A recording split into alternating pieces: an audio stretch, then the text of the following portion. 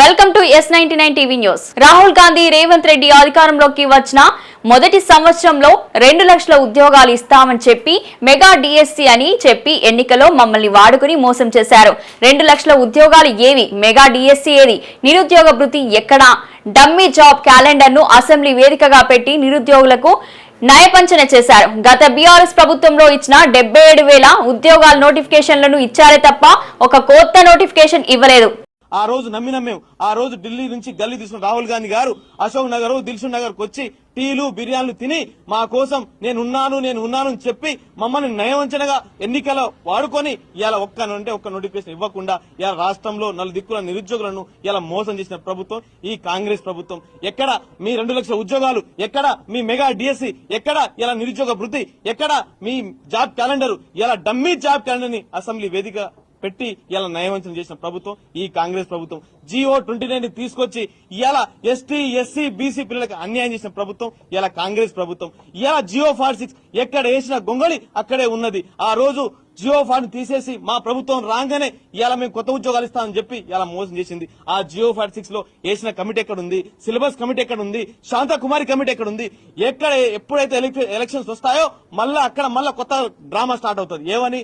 రాబోయే రోజుల్లో mega DS అంటారు, రాబోయే రోజుల్లో పోలీసు ఉద్యోగాలు అంటారు. ఎప్పుడు ఎలక్షన్ వచ్చినా కూడా పాడే పాట ఇదొక్కటి మాత్రమే. కానీ ఈ ప్రభుత్వం వచ్చిన తర్వాత ఒక్క నోటిఫికేషన్ కూడా ఇవ్వలేదు. ఇచ్చిరా మిత్రులారా? ఒక్క నోటిఫికేషన్ ఇచ్చిరా? గత ప్రభుత్వం బీఆర్ఎస్ ప్రభుత్వం 77,000 ఉద్యోగాలు ఇచ్చిన నోటిఫికేషన్లు ఇలా నియామక పత్రాలు ఇచ్చి ఇలా చేదులుపుకున్న ప్రభుత్వం ఇలా కాంగ్రెస్ ప్రభుత్వం. మేము అశోక్ నగర్ లో దిల్సుఖ్ నగర్ లో రాష్ట్రం నలుమూలలో ఇలా కరీంనగర్ లో ఆదిలాబాద్ లో పలు చోట్ల కూడా మాకు నోటిఫికేషన్లు కావాలని ధర్నాలు చేస్తుంటే ఇలా ఏం తెలియని ముఖ్యమంత్రి సీఎం రేవంత్ రెడ్డి గారు ఇలా నోటిఫికేషన్ వద్దని ఇలా ధర్నాలు చేస్తున్నారని చెప్తున్న దద్దమ్మ సీఎం ఇలా రేవంత్ రెడ్డి గారు.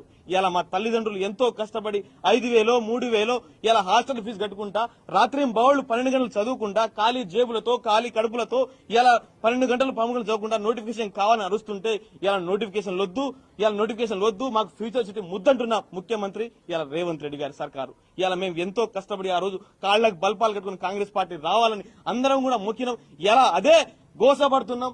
అదే ఎంత అయితే నయవంచన చేసిరో అదే విధంగా ఇలా మోసపోయి ఇలా మేము ఆవేదన చెందుతున్నాం. ఇలా జియో 46 గురించి మాట్లాడారు. ఇలా జియో 46 జియో 29 అంటే ఏ భూములు, ఏ సర్వే భూములు, ఏ కబ్జా భూములు అని మాట్లాడుతున్నారు. వాళ్ళకు దాచుకోవడం ఉన్న శ్రద్ధ ఇలా తెలంగాణ రాష్ట్ర నిరుద్యోగుల మీద లేదు. వాళ్ళకు మేము ఎంతసేపు ఇలా కొట్లాడుతున్నాం తిరుగుతున్నాం అయినా కూడా ఇలా మా గురించి ఎవరు కూడా మాట్లాడుతున్నారు. ప్రతి చోట ప్రతి వేదికలో మా గురించి మాట్లాడే ఏకైక వ్యక్తి హరీష్ రావు గారు. మేము ఆ రోజు కూడా మేమందరం కూడా నిరుద్యోగుల తరపు నుంచి ఇలా అసెంబ్లీ వేదికలో ప్రతి చోట మాట్లాడే ఏకైక గారు మా అన్న హరీష్ అన్న గారు. మేము ఆ రోజు అన్నా వీరు 70,000 ఉద్యోగాలు ఇవ్వలేదన్నా అబద్దాలు మాట్లాడుతున్నారు, మీరు అసెంబ్లీ సాక్షిగా ప్రశ్నించండి అన్న అంటే ఆ రోజు అసెంబ్లీ సాక్షిగా మా గొంతె వినిపించినందుకు వాళ్ళ లెక్క తేట తెల్లమైంది. 11,000 ఉద్యోగాలు ఇచ్చినామని చెప్పేసి వాళ్ళ తేట తెల్లం చేసే ప్రయత్నాలు చేస్తున్నారు. మేము ఒకే ఒక డిమాండ్ చేస్తున్నాం ఈ సిద్దిపేట నుంచి, రాబోయే రోజుల్లో మా గనక నోటిఫికేషన్ రిలీజ్ చేయకపోతే కాంగ్రెస్ పార్టీ గతంలో ఉండేదని ఒక నినాదం తీసుకొచ్చి కాంగ్రెస్ పార్టీని బొందపెట్టే కార్యక్రమాలు ఈ నిరుద్యోగ మిత్రులు తీసుకుంటారని ఆశిస్తున్నాను.